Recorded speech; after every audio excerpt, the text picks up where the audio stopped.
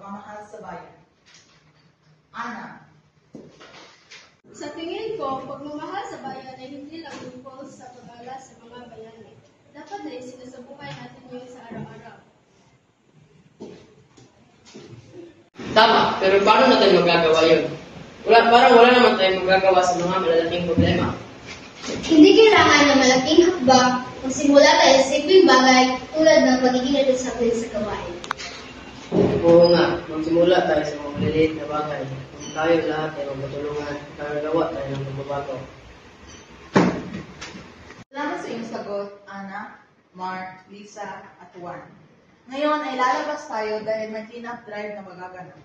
Mamumulot tayo ng basura sa labas at kung gusto niyo rin gumamit ng walis, pwede rin kayong gumamit.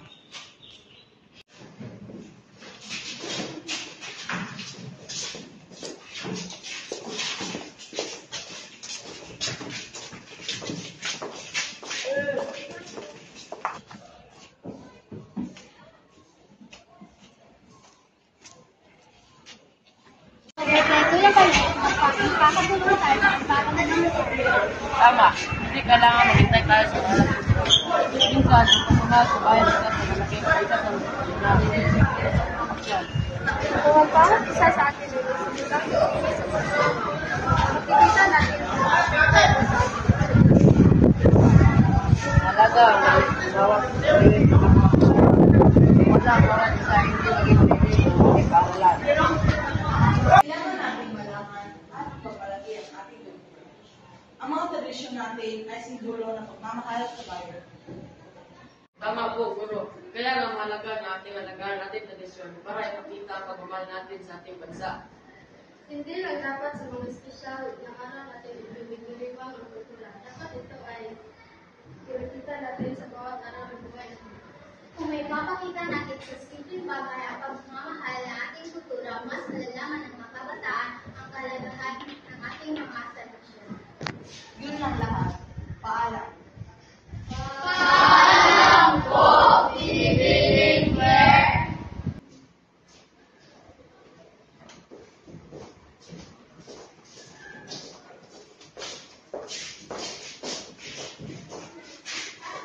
Pagkataon ito para mag-organize ng isang maliliit na programa sa paaralan para ito ay pagbuliwag ng araw ng kalayaan. Oo, hindi natin kailangan ng malaki. Ang mahalaga ay maipapakita natin na mahal natin ang bayan natin. Siguro, pwede rin tayo magtulungan sa mga proyekto na katik para sa kalikasan. Mas maganda kung tayo ang magpapakita ng malasakit.